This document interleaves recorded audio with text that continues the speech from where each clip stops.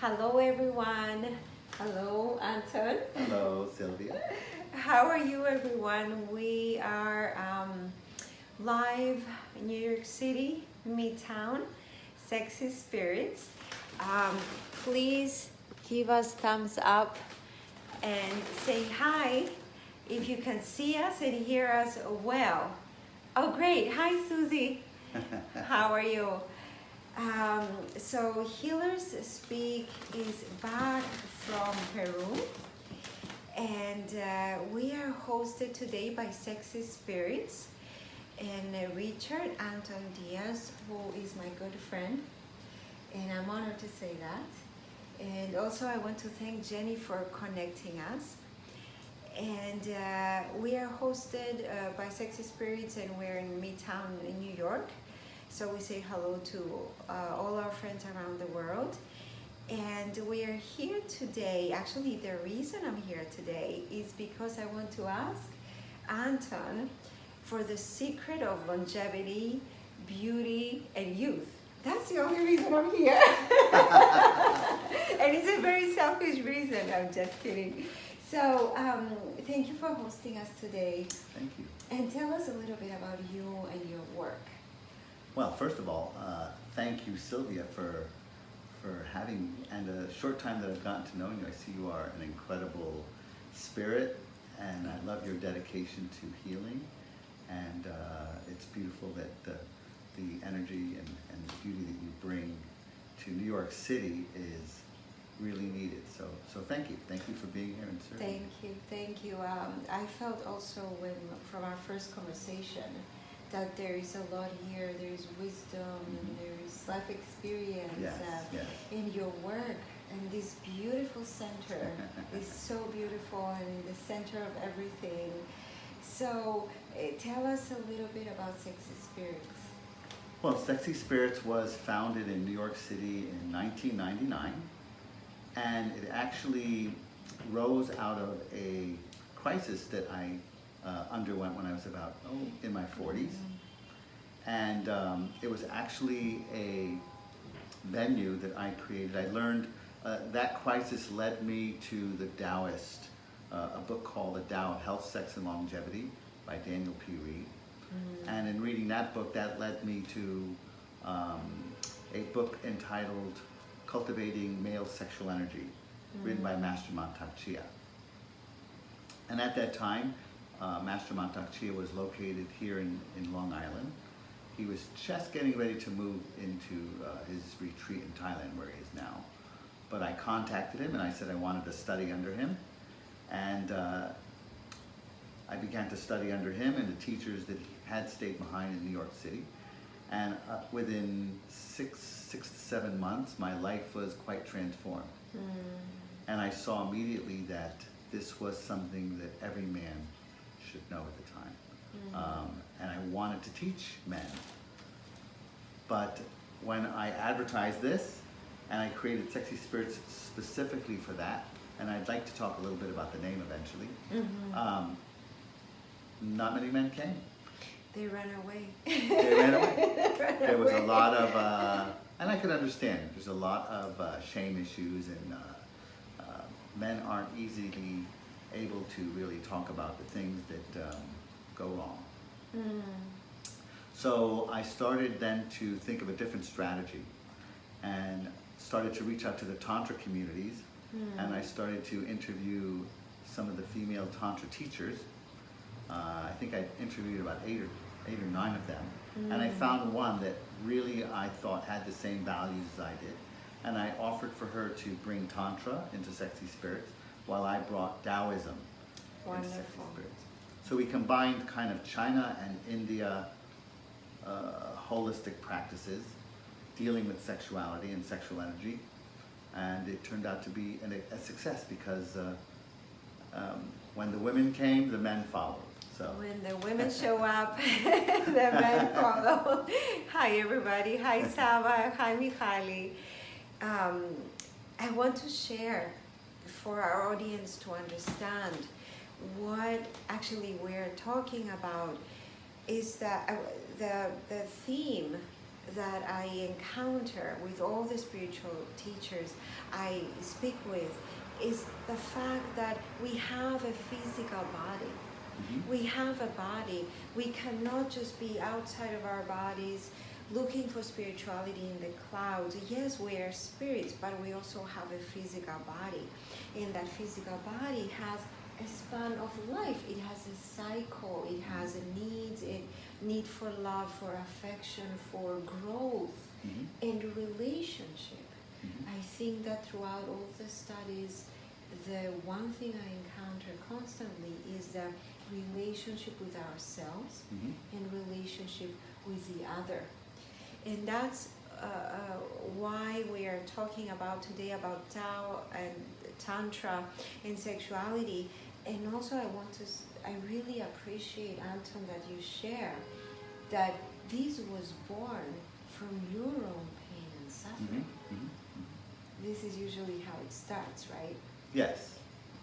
Yes, I think if we're lucky enough to get a ticket, what I call a calling card in life, early enough in life, and then we choose to solve whatever problem that is, we usually come into our gifts, and to our discoveries.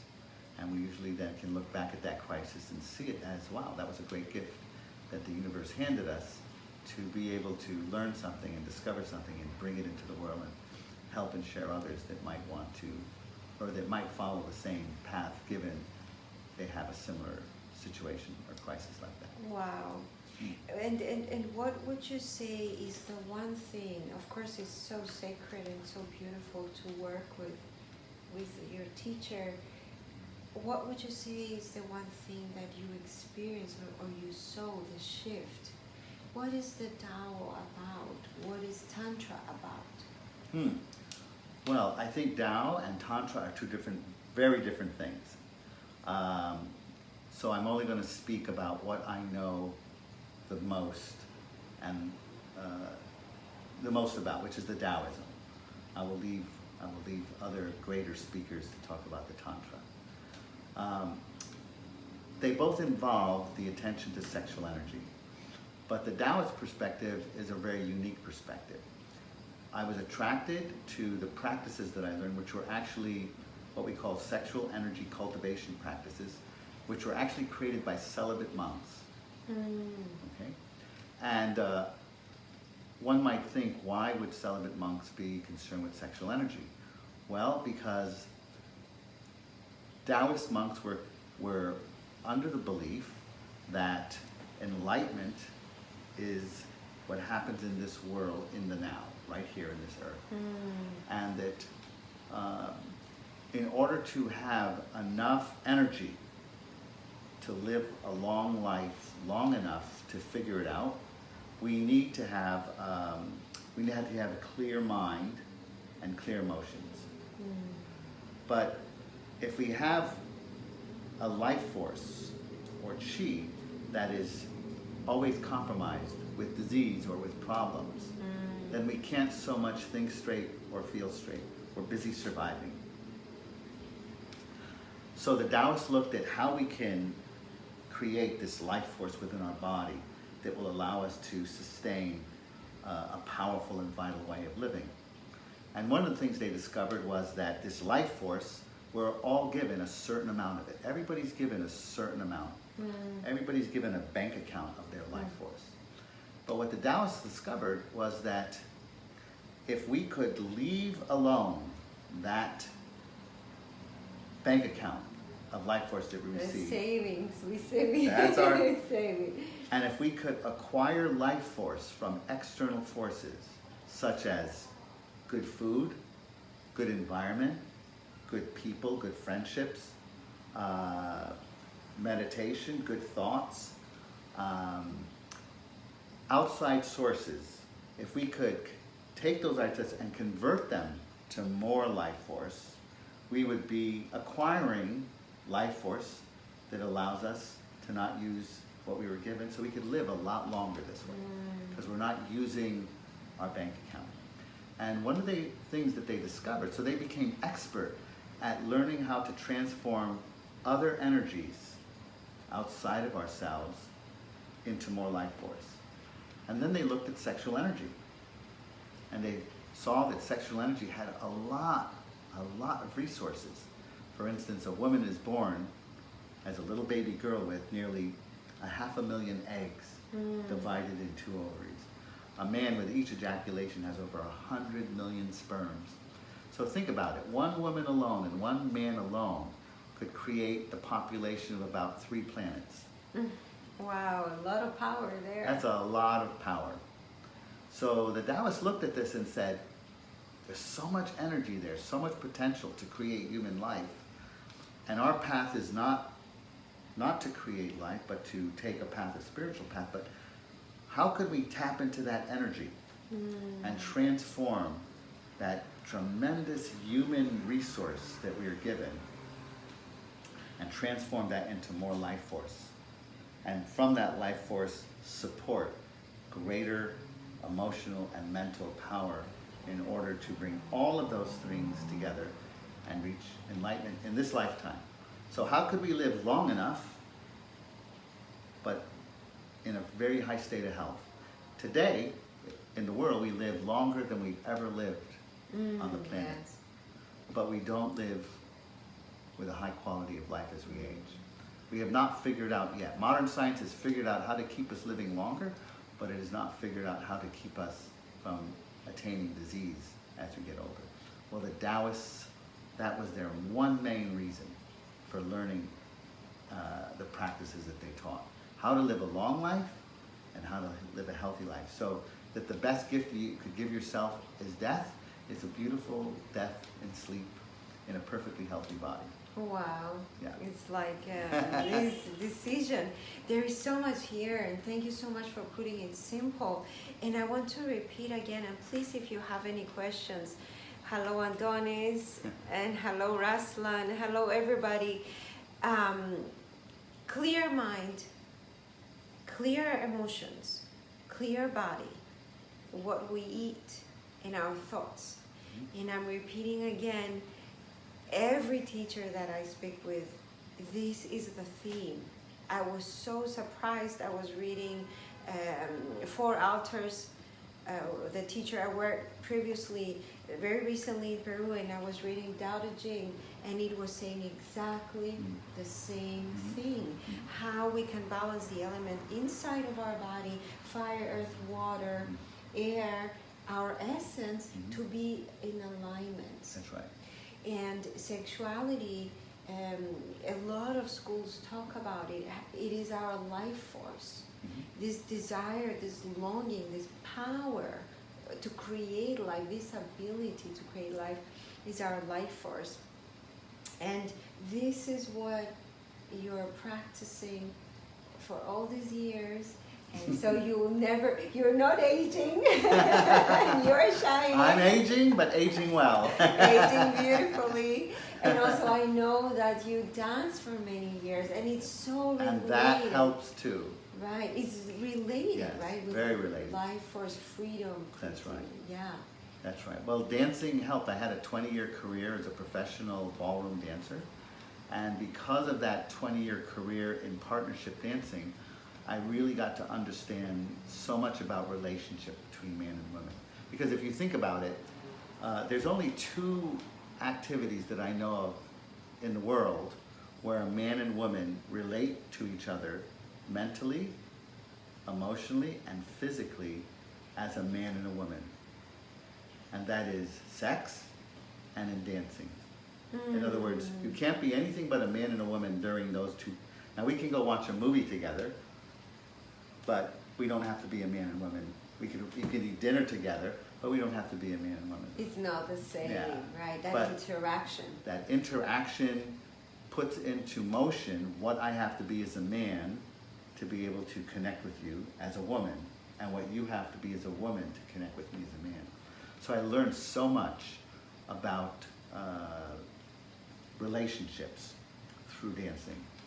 And the reason why I created Sexy Spirits is because I realized that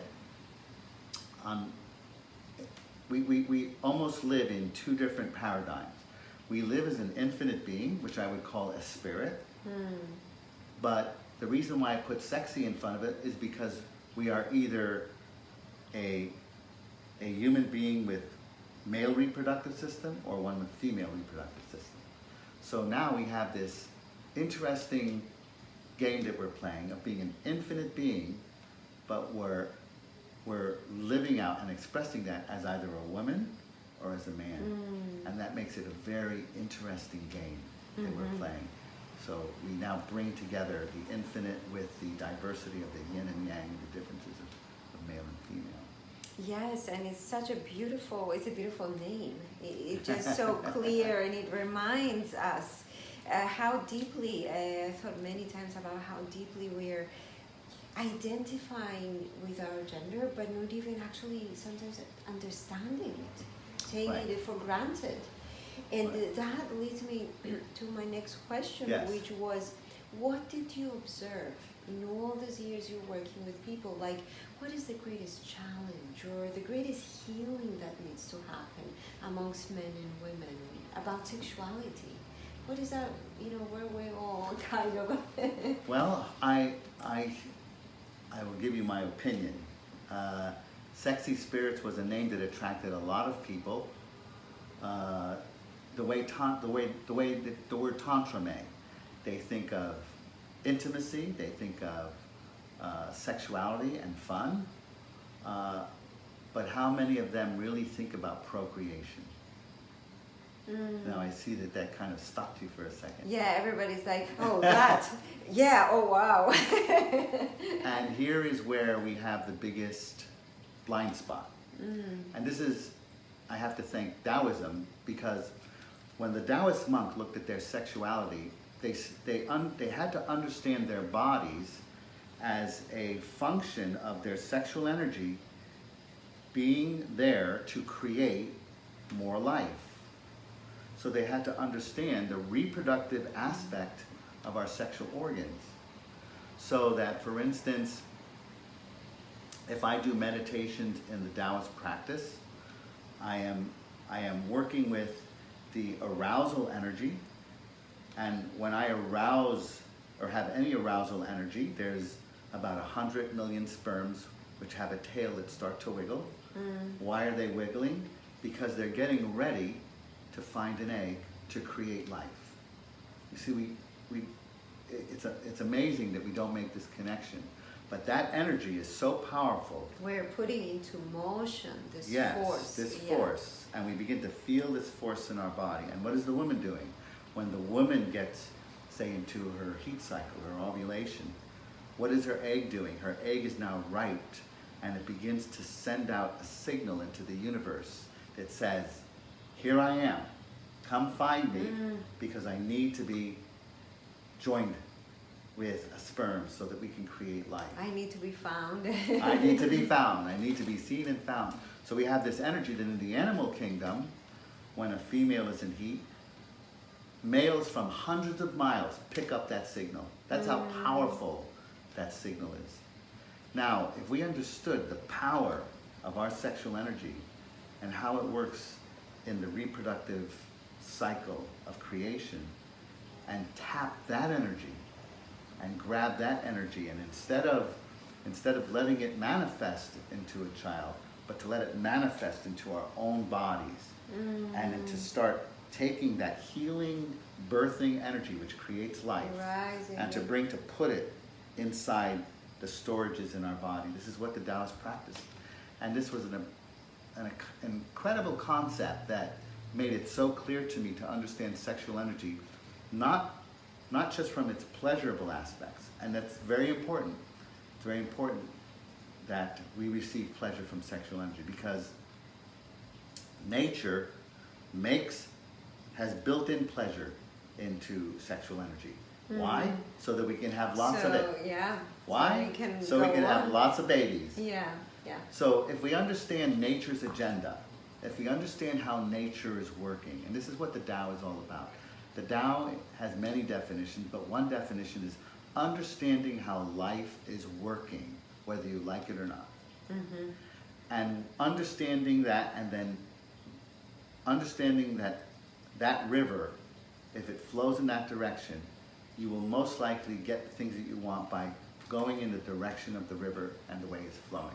Now you might divert it, you might bring it, it's okay, you might bring it in different directions, but the whole purpose of Taoism is to bring the sexual energy into the body, to convince the body that it can procreate, to convince the body that no matter what age you are, whether you're a man and woman, that you can still procreate. Nature will basically keep you alive for a very long time. Why? Wow. Because you're going to fulfill its agenda. And this is regardless of whether you have children or not. This is utilizing, we're talking about utilizing sexual energy, and the title of the book is Nourishing Destiny. Yes. As a nourishment for the body. That's right. And this is amazing wisdom that Anton is sharing with us today. Like, I am like, wow, like so much information. But what I'm understanding and simply want to share with you is that consciousness, it is the answer. Using our sexual is the first step, at least. Yes. Using our sexual energy with being more conscious of it, being more aware of it, not being completely like going blindly, you know, with Correct. with the like with the wind, so to speak. And these are the workshops that and the work that you are presenting at Sexy Spirits Yes. here in New York City. Yes. And if we will post the information for all the workshops, and if anyone, hello Veronica, if anyone has any questions, please post the questions. And now is the time if there is anything else you want to share with us, because it's so deep and exciting. I'm so like excited. But anything else that you would like to Yes. share? What I would like to say is, we are here May 15th. Yes. Okay. May 16th. May 16th. So yesterday was the new moon, Yes. Taurus. Yes. And happy birthday, by the way. Oh, I thank you. Thank His you. birthday's in a couple of days. In 1 month, actually, Master Chia himself will be coming to New York City and teaching what he calls the healing love practices. But in addition to the healing love practices, he will teach the foundation, the Tao basics. Because in order to learn sexual energy first, you must learn what to do with that sexual energy. If you just learn how to activate your sexual energy, but you don't know how to redirect it, then it will take the path of least resistance. Yeah. So we first learn how to bring the sexual energy into a place in our mind where we can transform it and redirect it. And another thing, sorry to interrupt, when we ignore it, our sexual energy, when we ignore it, and it might be a habit because it's easier, it comes out distorted. It comes out as neediness or clinginess or confusion, or it's just not healthy. It's not flowing, it's not moving. And it's all about clear mind, clear emotions, clear body, so we will be able to observe it and connect with it. Yes. Well, there was a saying that went that what sexual energy does is it accelerates karma. This is something I heard a long time ago. I didn't know about that. Yeah, this is a very it's interesting. a little scary to me. So, for instance, when a couple gets together and they immediately engage in sexuality, whether they like it or not, they immediately get involved as a relationship. And that relationship, believe it or not, if it's very strong in its sexuality, will go much quicker where it's going to go. Whether it's going to be a beautiful family and children, or whether it's going to break up, it'll happen a lot faster with sexual energy. At least that's a theory. Hi. Which we have Shiva with us, the beautiful kitty. Which I like to, in a way, agree. So, the reason why I'm saying that is because sexual energy, what the Taoists learned is it magnifies what's already there. Right. So, if people try to escape with sexual energy in order to get rid of sadness or depression, what happens is they get more sadness and depression. Right. It accelerates. Yeah. Yes. It's like any other addiction. It magnifies it. It's if you cannot sit with yourself, which leads us to the workshop, which is about self-love, right? It is about first learning the relationship with ourselves. Because if we cannot sit with ourselves or tolerate ourselves, we constantly run outside to get satisfaction and love from outside. Right. It's just accelerating Yes. the same cycle. Well, I'm gonna take one little, how would I say? I'm gonna take advantage of something you brought up, because I think beyond self-love, there's one more level behind it, and that's your relationship with the sexual beings that brought you to who you are, which is your mother and your father. So that self-love really begins with your relationship of love that you have with the man and woman that brought you onto the planet, regardless of how they brought you up, whether it was good or bad, it doesn't matter. And because if you think about it, you are your mother and father. You're not from your mother and father. You are physically your mother and father. So whatever your relationship with your mother and father is will resonate in your very body, because you are them. You understand? Yes, which leads us to one Another last thing. favorite topic. Yes, we so many things in common studying and sharing, which is family constellation work. And of course, it's a short interview. We cannot share all this, but the appreciation. Yes. For our, and knowing where ancestors are, who we are, knowing our body, appreciation for that force of life that created. It was a major healing for me. It was on a healing table. I was receiving energy work when I first realized, and it canceled everything, all my pain and fear or resentment. I was created in a moment of love. Beautiful. When I got in touch with that aspect, it gave me so much insight that we are all created in a moment of love.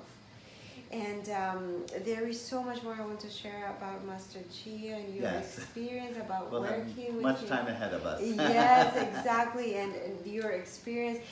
But just one last thing I wanted you to share with the world about your specialty, like you studied Chinese medicine and all that. If you want to share with us a little bit about exactly. Yes, I've had the pleasure of partnering with Drew De Vittorio, who is a master herbalist in traditional Chinese medicine as well as nutrition, and he and I together have brought together the traditional Chinese medicine with the Taoist healing arts that I bring in, and we've created a school called the Traditional Chinese Healing Arts Academy.